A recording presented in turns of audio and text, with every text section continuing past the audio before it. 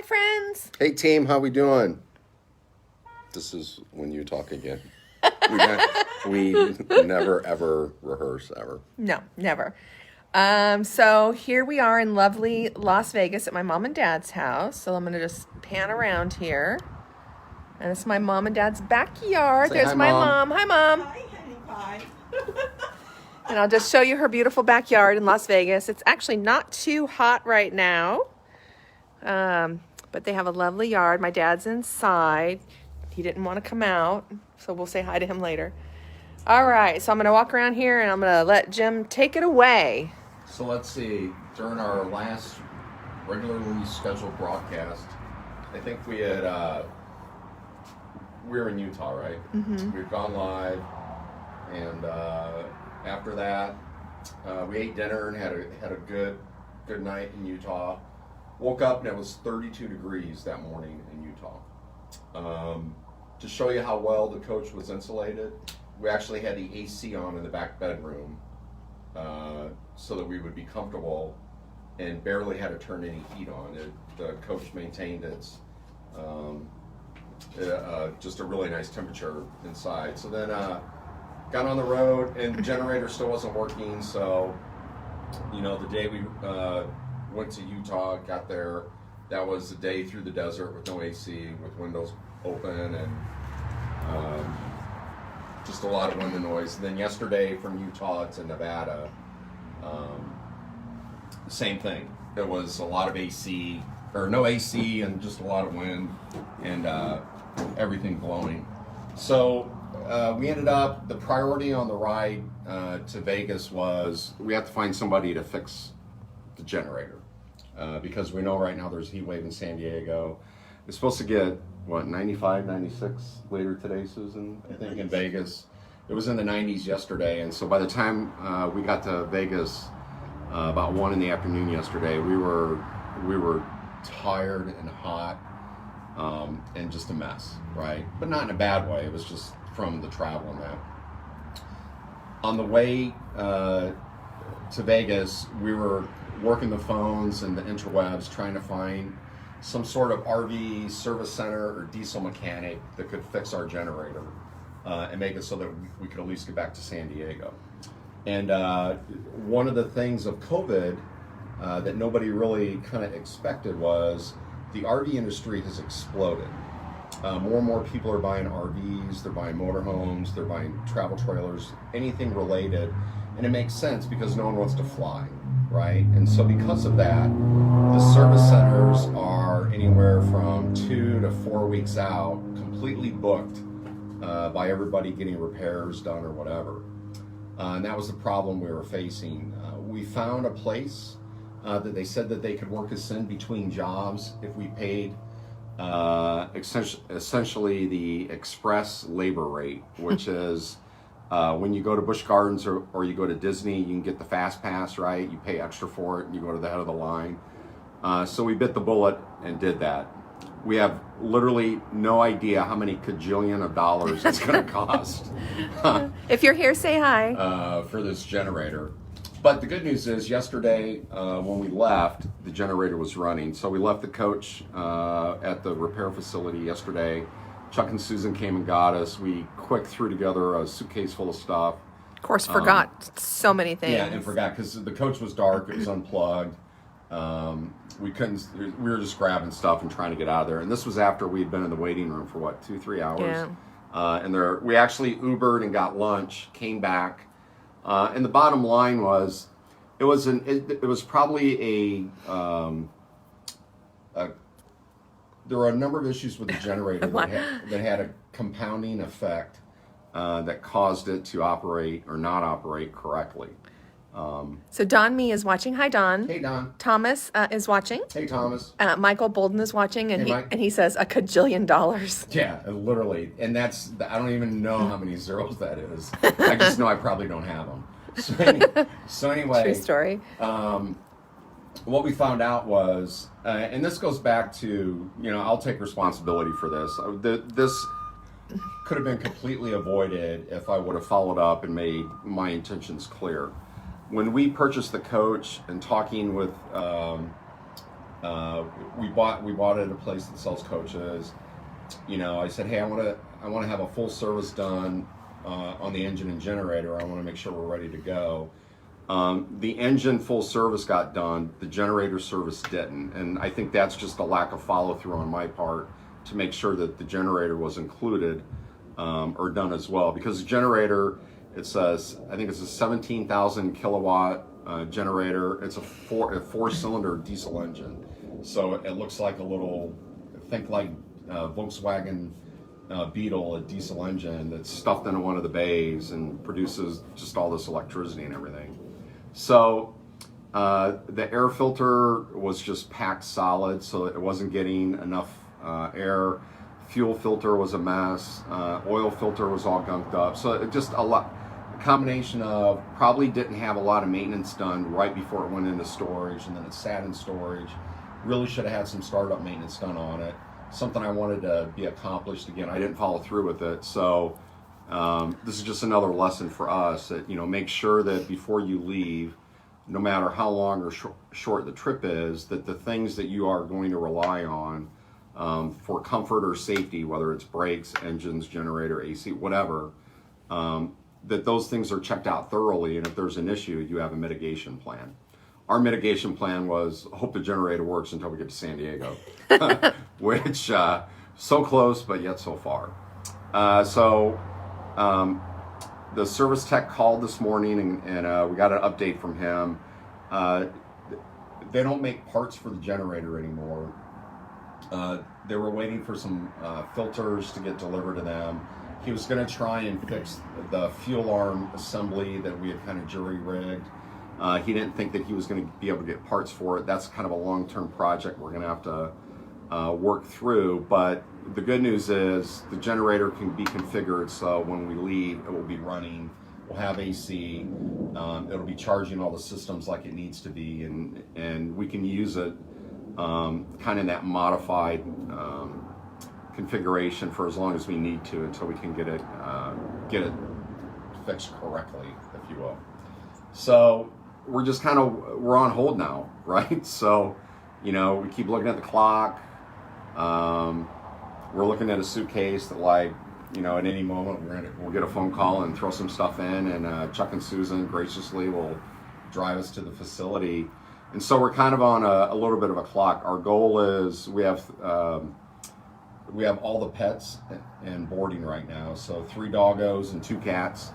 And I feel like the longer they're in boarding, it's just like a gas pump, right? That's money. Yeah, right? right. It's just cling, ka-ching, ka-ching, ka-ching. Hi, Jessica. So there was nothing inexpensive about this trip, which we probably need to have. Shocker. We probably need to have our head examined. There were so many other things we could have done. But anyway, the bottom line is they're being boarded at our vet, and they do a great job. We love our vet, and we love that facility.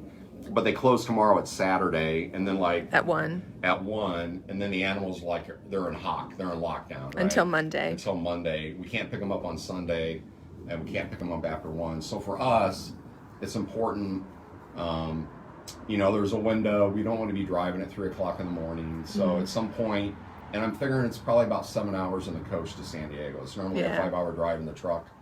It'll probably take us 7 between the mountains and getting to the coach, getting settled. We got to stop for fuel one more time before we hit California. Yeah. And then, so we're figuring about 7 hours. So, you know, we can, probably my cutoff is 4 or 5 this evening. Yeah. And if we don't have the coach by then, well, I think we'll have it by then. It's just a matter of if we'll get it in time that makes sense. They close at 5 tonight, so we could still leave and be home by midnight. Do we want to do that? It kind of depends. Tara and I both hit a wall last night. We got back to Chuck and Susan's here probably, I think it was around 4 or 5, right? Yeah. And I was dead tired. And I think it's that, you know, when you're driving in heat like that, and you know, we had the windows open and wind, it's just, it's super hard. It was, and then there were a couple of traffic delays. We hit some really bad traffic somewhere in Utah where they mysteriously decided to close the highway down to one lane for like 100 yards, but it backed miles traffic up for like what was it, like 10 miles? Yeah, it was. We literally lost yeah. almost an hour in stop and go traffic for a 100-yard section. And when we got to it, everybody was leaning on a shovel, right? And so just collectively, I just lost my mind. So a couple things here. Yeah. Jessica says she's praying for us for safe travels, Thanks, and Jessica. she's sorry that we're going through this, and I'll comment on that in just a second. Jessica, and she says, yeah, the heat's so bad. Michael says, how long does it take to fill that beauty up? So when we fuel at the diesel lanes, right? So the difference between, there's a couple differences between the truck lanes and where you can buy diesel at a normal gas pump, if you will. Number one, the diameter of the nozzle is about that big, where in the car lane it's about that big. So we can pump a lot faster. So kind of the routine is we get there, we put the card in for our diesel discount program, and then I started pumping. I clean the windshield, right? I walk around and do a quick safety inspection of the coach, make sure that everything's closed still, the tires look okay, there's nothing hanging off, there's no body on it, maybe I ran over, there's no car that I've hit that I'm dragging, all that stuff, right? And then by that, and we always fuel at a half a tank, right? So we never let it really get below a half a tank. And that whole process takes about 15, 20 minutes, I think. It's not very long. So it's not too bad. And then we always pull off to the side, take a bathroom break, and then, get a bottle of water or whatever from out of the cooler or whatever. So not too long, but it's definitely not as quick as fueling up my truck where, that can be done in 5 or 10 minutes and you're gone, right? And the other thing is, as big as the coach is, it's very, very difficult to maneuver it around a normal gas station. So the advantage of fueling in the truck lanes is they're designed and built for large 18-wheel rigs. Plenty of turning space, plenty of parking space, and so that just kind of works out. The downside to fueling is it's a mess. It's just, I don't understand why it's like, do you remember this scene from Zoolander where they're like, wake me up before, that's what it looks like, right? Wait, can you show me again one more time? But that's what it looks like. And diesel fuel is different than gasoline. Gasoline evaporates. It's not. There's no oil in it, right? It's a petroleum product, but it's not oily. Diesel fuel is like oil. So all around the pumps, it's black. It can even be slick. And then like the nozzles are just, it's garbage, right? It's just like, and there's like these guys rolling around in these really impressive trucks that they don't own. So that's probably why they could care less. So my concern is like, I'm the guy in flip-flops tiptoeing around the diesel puddles so I don't make our coach smell like diesel fuel inside, right? So I've seen some people say, you should get like the operating room booties and put on. I'm refueling next to these big burly truckers, and I feel like if I do that, I'm Gonna lose your man card. Well, yeah. There's a probably I'll get pushed down in the playground. Right? Oh my gosh. Just, my lunch money taken. So that's kind of it. We're just on hold. At the very latest, we'll leave tomorrow. We have a timeline. We have things to do next week. I start telecommuting, teleworking on Monday. So either way, even if it doesn't get completely fixed, we can still leave. So really, this is more of a repair of convenience than of necessity. We could have stopped at Chuck and Susan's last night, got up this morning, and been in San Diego. This didn't have to happen, but it was nice that we could find somebody, and it's addressed for the drive home.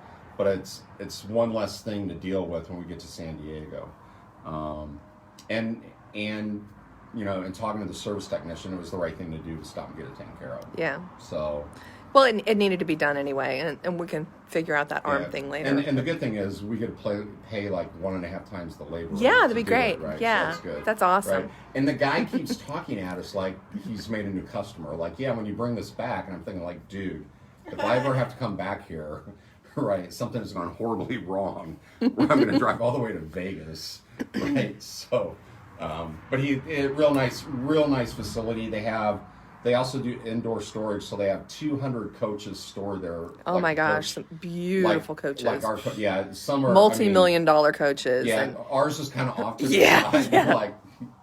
like Bad Girl in the corner in the penalty box. And then they have these huge, brand new, obviously million dollar coaches. And then then those one cars, whole man. side is like the double lifts of all like antique cars, muscle cars, Ferraris, Corvettes.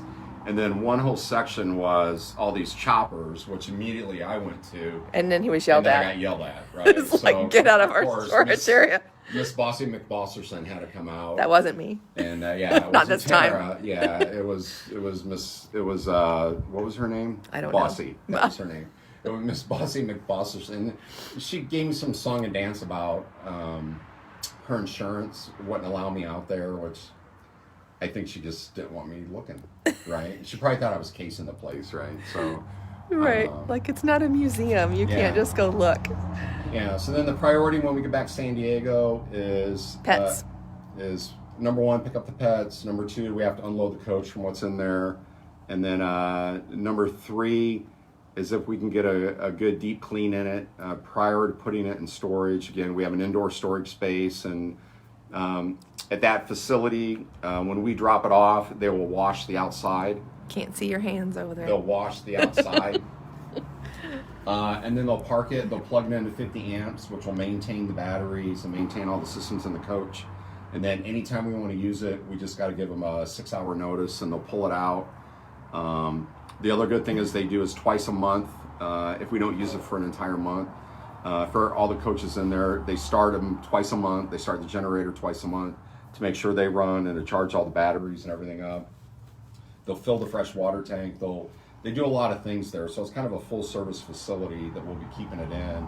We had thought about storing it outside. There's some options on some of the bases locally, and then some outdoor storage options on us. But she's always been inside. Everything on the outside looks pretty good. She doesn't have a lot of checking of the paint or fading. And so we wanted to maintain that. And it's an investment, like, you know. Well, it's an investment in her appearance. Buying a coach is not an investment, as we'll find out when we pay the repair bill. But it's an investment in our fun times for the future. Yeah, and keeping Miss Ruby looking good. So that's kind of it, gang. That's one thing that I wanted to say, Jessica was, just sorry that we're dealing with this and all that. What I wanted to say, add to this, is that we love the coach. Yeah.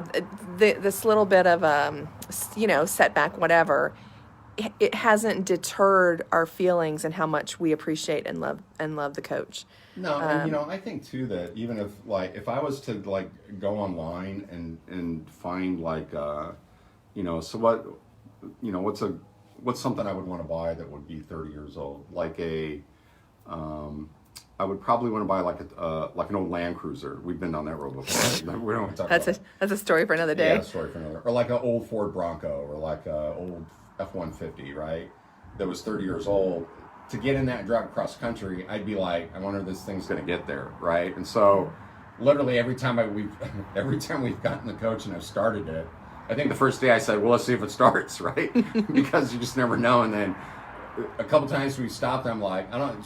Should I shut it off? Do you think it'll start it? Because we're trying to build trust in the coach and her and us that we're going to take care of her, right? And so, this is relatively minor. And again, it's a repair of convenience. So we have AC. It's not like the engine blew up or a wheel fell off or anything like that. So again, and it's been a nice break tonight. I have to get up and hit the road right away. Yeah. And Mom and Dad made us breakfast. Yeah, so we had breakfast made for us. I didn't have to spread peanut butter on bread for Tara, right? And not that I mind doing that.